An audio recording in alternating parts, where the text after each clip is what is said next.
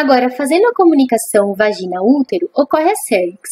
Na maioria das espécies de mamíferos domésticos, à exceção da égua, a cérvix é uma estrutura cartilaginosa, sendo constituída, portanto, por tecido cartilaginoso, tecido conjuntivo, músculo liso e revestida internamente por uma mucosa intensamente pregueada, implicada justamente em fazer a oclusão deste canal de comunicação entre vagina e útero.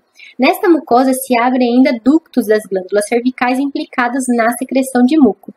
O grau de oclusão ou dilatação da cérvix, assim como as características desse muco, vai depender muito da prevalência hormonal. Então, quando a fêmea está no cio, devido à prevalência de estrógeno, a cérvix encontra-se dilatada e o muco mais fluido, facilitando a passagem do espermatozoide. Já numa fêmea gestante, devido à prevalência de progesterona, a cérvix encontra-se ocluída e o muco apresenta um aspecto mais viscoso, atuando como se fosse um tampão e protegendo assim o feto no interior do útero, garantindo a gestação.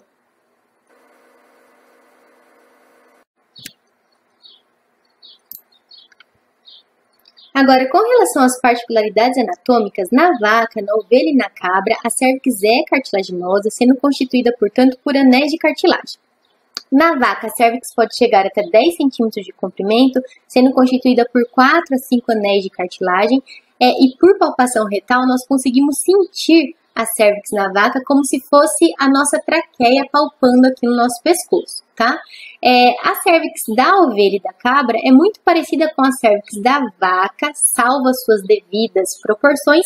A diferença é que na ovelha, os anéis que constituem a cérvix na ovelha, eles são muito tortuosos, o que dificulta muito a passagem do aplicador no momento da inseminação transcervical.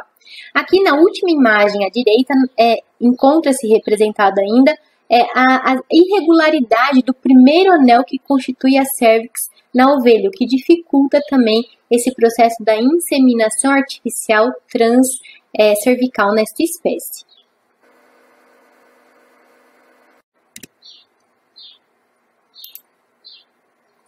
Já na égua, como vocês podem observar nesta primeira imagem no canto superior esquerdo do slide, na égua a cérvix não é cartilaginosa. Na realidade, ela é constituída por uma dobra de musculatura e mucosa. E é por isso que na égua a cérvix não pode ser utilizada como uma estrutura de guia por palpação retal para a realização da inseminação artificial. Já na porca, como vocês podem observar na imagem, no canto lateral direito, a cérvix na porca ela é longa, podendo ter até 25 centímetros de comprimento, e os anéis se dispõem constituindo um formato de saca-rolhas, justamente para o encaixe da glande do pênis, do cachaço, do reprodutor, uma vez que a glande do macho ela se encontra no formato em espiral. Já na cadela e na gata, a cérvix ela é muito pequenininha, muito curtinha, tendo mais ou menos 1 centímetro de comprimento e constituída basicamente por um anel de cartilagem, como vocês podem observar nesta imagem no canto inferior esquerdo do slide.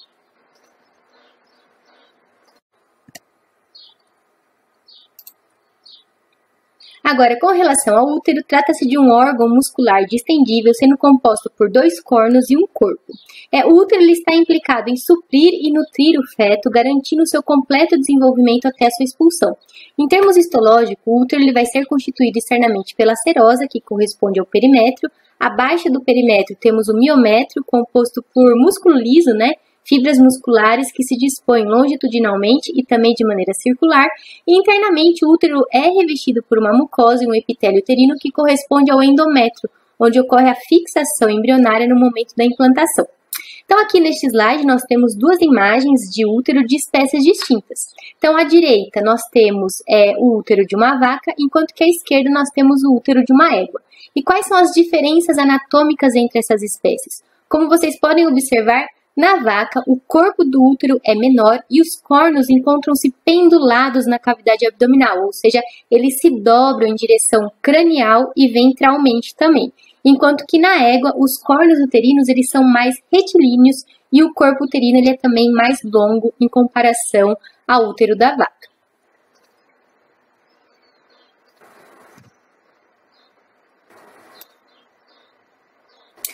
Já na cadela, na imagem à esquerda, vocês podem observar que o corpo do útero na cadela ele é curtinho, em torno de 3 a 4 centímetros, e os cornos uterinos eles são longos e retilíneos, podendo chegar até 15 centímetros. E na porca, que corresponde ao útero, né, a imagem à direita, o corpo uterino também ele é muito curto, em torno de 5 centímetros, porém os cornos uterinos na porca são muito longos, podendo chegar a 1,5 m ou até mesmo a 2 metros, e além disso eles são convolutos. Essa adaptação anatômica do útero na porca se dá devido ao fato de ser um animal hiperprolífero, né? Uma fêmea que consegue produzir numa leitegada em torno de 16 a 20 leitões. Então, essa disposição do útero garante a devida alocação dos leitões no seu interior.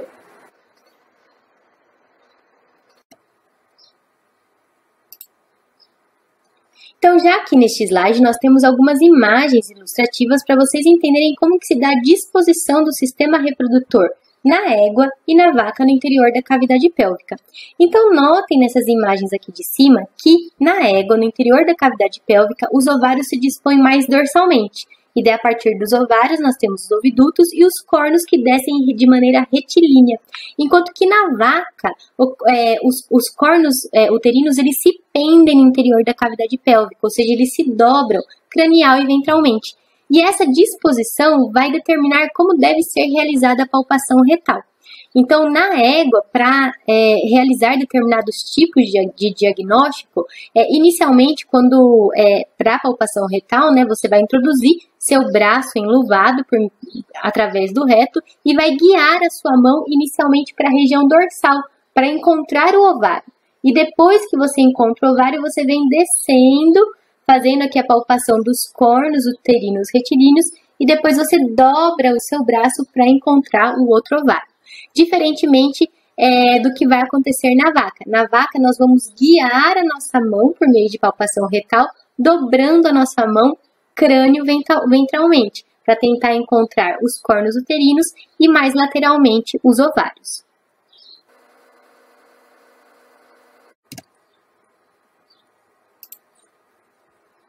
Agora, fazendo a comunicação do ovário com o útero, ocorre o oviduto, também designado como tuba uterina ou trompa, que ele ocorre aos pares, né, e correspondem a ductos convolutos que têm como função transportar o oócito e espermatozoide em direções opostas para que eles se encontrem na região da ampola do oviduto, possibilitando a fecundação. Então, anatomicamente, o oviduto ele pode ser dividido em algumas regiões. Então, nós temos as fímbrias que ficam em íntimo contato com o ovário, varrendo o ovário, implicadas em captar o óvulo no momento da ovulação. Após as fímbrias, uma região com formato similar ao de um funil, que é chamada de infundíbulo. Após o infundíbulo, a região da ampola, onde ocorre a fecundação. E entre a ampola, fazendo a conexão do oviduto com o útero, nós temos uma região designada como istmo. Ao longo de todo o oviduto, a mucosa que o reveste internamente ela é intensamente pregueada. E nessa região do istmo vai ocorrer o que nós chamamos de reserva espermática. Então, os espermatozoides vão ficar presos entre essas pregas do oviduto nessa região e vão sair em pulso em direção à ampola do oviduto para realizar a fecundação.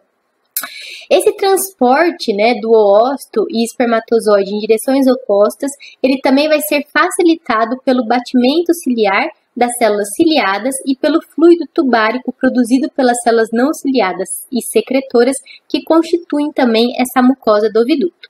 Vale ressaltar que a intensidade desse batimento ciliar, assim como as características desse fluido tubárico, vão depender muito da prevalência hormonal de acordo com a fase do ciclo estral dessa fêmea.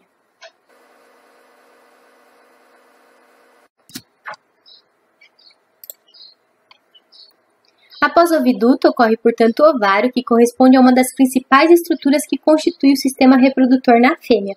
Então, o ovário ele corresponde à gônada ou à glândula sexual feminina e, como nós já vimos anteriormente, ele apresenta duas funções, uma exócrina e uma endócrina. Como função exócrina, o ovário está implicado na produção, maturação e expulsão do oócito apto à fecundação. E como função endócrina, o ovário está implicado na produção de alguns hormônios como estrógeno e progesterona a partir do colesterol. E como que se dá, então, a estrutura histológica, a disposição, né, das estruturas que constituem o ovário? Então, histologicamente, Na maioria dos mamíferos domésticos, na região cortical dos ovários, ocorre a disposição dos folículos. O que são os folículos ovarianos? Os folículos correspondem à unidade morfofuncional do ovário, sendo constituído pelas células foliculares ou células da granulosa envolvendo os oócitos. Então, na maioria dos mamíferos domésticos, esses folículos se desenvolvem, se dispõem na região cortical, na periferia, na região mais externa do ovário, enquanto que na região medular do ovário vão ocorrer vasos sanguíneos, nervos e tecido conjuntivo.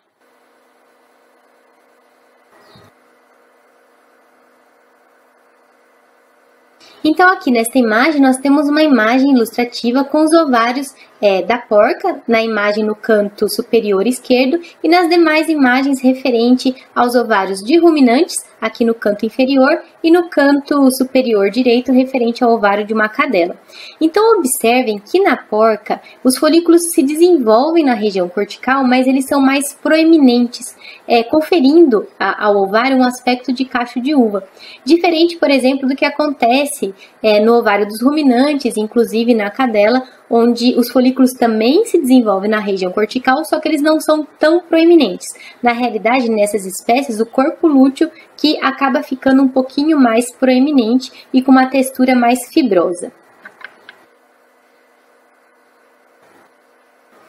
Então, em uma dessas imagens deste slide, vocês conseguem observar a presença do corpo lúteo, indicado pela setinha no ovário de uma vaca, que pode chegar em torno de 4, 5 centímetros, e também indicado pela seta a presença de um folículo terciário, ou seja, um folículo que já apresenta o antro no seu interior. Já o ovário de uma ovelha, de uma cabra, vai chegar a em torno de 2 a 3 centímetros de diâmetro, e na cadela, na gata, em torno de 1 centímetro a 2 centímetros. Agora, conforme vocês podem observar nesta imagem, na égua, a disposição dos folículos se dá de uma maneira distinta em relação às outras espécies.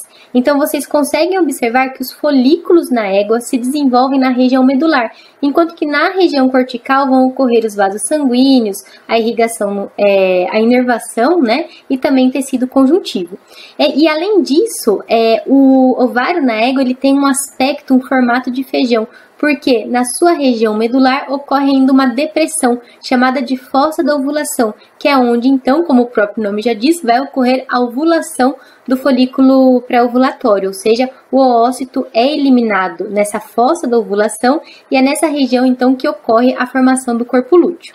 Isso tem uma implicação prática, porque, por exemplo, no bovino, por meio de palpação retal, é possível para um profissional que tem experiência conseguir detectar por meio de palpação retal a presença de um corpo lúteo na região cortical do ovário da vaca.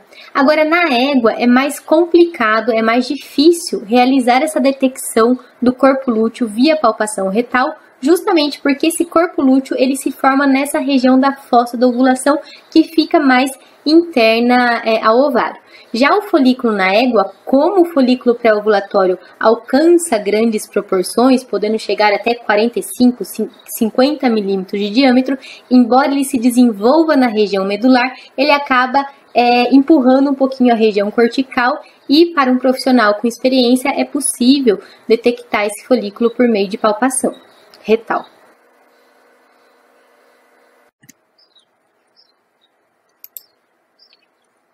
Agora, é interessante conhecer o diâmetro médio do folículo pré-ovulatório naquelas espécies em que é possível realizar um acompanhamento do desenvolvimento folicular, com o intuito de determinar o melhor momento, seja para a indução da ovulação daquele folículo, ou até mesmo para a realização da aspiração folicular. Então, na vaca, o folículo ele é considerado pré-ovulatório quando ele alcança mais de 35, 40 milímetros de diâmetro. Mas existem fêmeas nas quais esse folículo pré-ovulatório pode alcançar até 50, 55 milímetros de diâmetro. Na vaca, o diâmetro médio do folículo pré-ovulatório no Bos indicus é menor do que no Bos taurus. Então, no Bos indicus, esse diâmetro médio é em torno de 12 milímetros, enquanto que no Bos taurus é em torno de 16 milímetros. E na cadela, ovelha e cabra, o folículo pré-ovulatório chega em torno de 6 a 7 milímetros de diâmetro. Então, nesta imagem ilustrativa, vocês conseguem visualizar um folículo pré-ovulatório indicado pela setinha.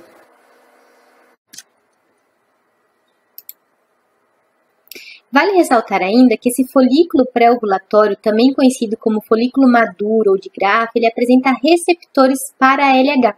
Então, sob estímulo desse hormônio luteinizante, ocorre a ovulação, ou seja, a expulsão do óvulo do interior desse folículo. E as células foliculares, células da granulosa que permanecem no ovário, elas sofrem um processo de luteinização, constituindo o que nós chamamos de corpo lúteo. E esse corpo lúteo passa a produzir a progesterona. Caso o óvulo seja fecundado, em virtude do reconhecimento materno da sinalização embrionária, esse corpo lúteo se mantém ativo, produzindo progesterona. Se mantém bem vascularizado. Agora, caso não haja fecundação, devido à ausência de sinalização da presença do embrião, esse corpo lúteo sofre um processo chamado de luteólise e passa a ser substituído por tecido fibroso, constituindo o que nós chamamos de corpo albicans, que corresponde a uma pequena cicatriz sem funcionalidade nenhuma no ovário.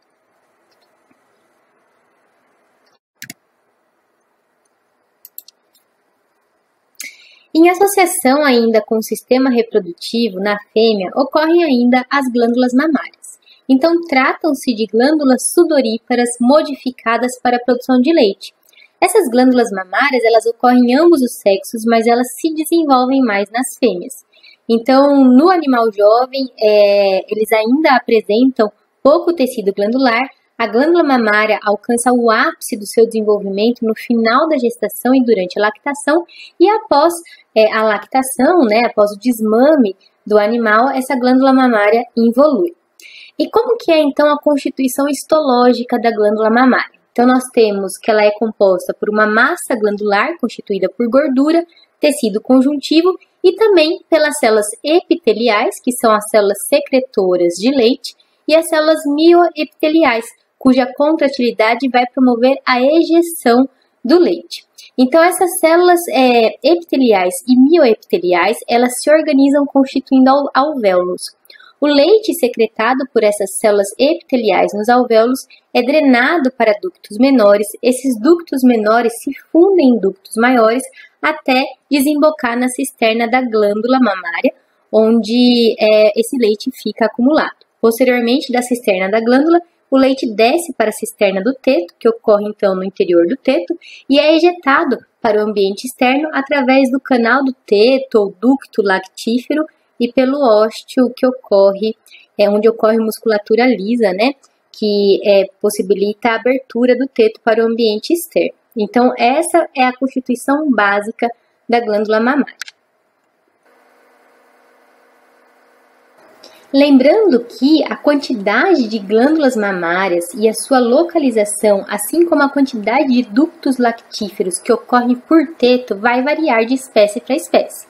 Então, na porca, na cadela e na gata, nós teremos duas fileiras de glândulas mamárias que se estendem desde a região torácica até a região inguinal, enquanto que na égua, nos pequenos ruminantes e na vaca, nós teremos a glândula mamária localizada na região inguinal, tá? Na vaca, ocorre um ducto lactífero por teto, assim como acontece na ovelha e na cabra, enquanto que nas demais espécies ocorre 2 ou mais ductos lactíferos. Ainda no que diz respeito à glândula mamária, que faltou eu abordar, ocorrem 2 importantes hormônios. Nós temos a ocitocina, que fica acumulada na neurohipófise, e ela vai atuar em especial nas células mioepiteliais, promovendo a ejeção do leite, e a prolactina, que é produzida pela adenohipófise e tem como função estimular a secreção do leite.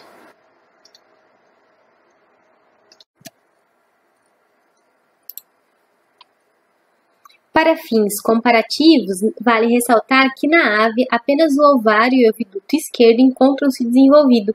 Então, na ave, a gema corresponde ao ovócito e o oviduto ele se estende desde o ovário até a cloaca, sendo dividido em 5 regiões. Então, nós temos inicialmente o infundíbulo, que encontra-se implicado na captação da gema do ócito, após a ovulação, e caso a fêmea tenha sido inseminada, é nesta região do infundíbulo que vai ocorrer a fecundação.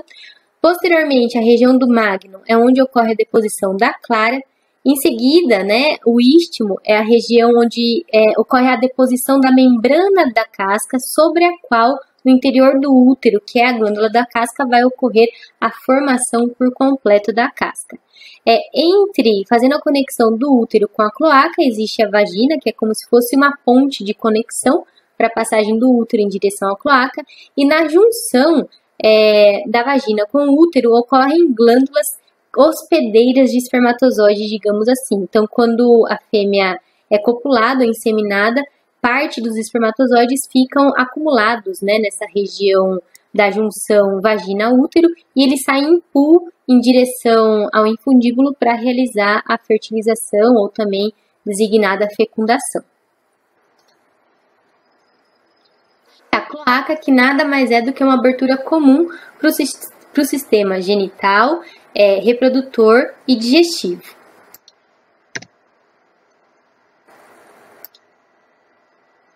Então aqui nós temos uma outra imagem representando o ovário com inúmeros folículos, né, e a gema que corresponde então ao oócito, né, ou ao óvulo.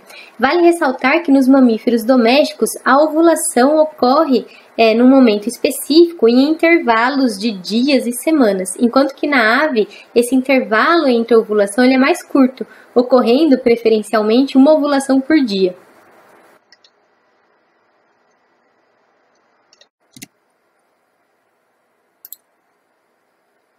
Então é isso que nós tínhamos para conversar a respeito de anatomia do sistema reprodutor na fêmea. Agora nós faremos uma pequena pausa e voltaremos em seguida nas cenas dos próximos capítulos conversando a respeito da anatomia do sistema reprodutor no macho.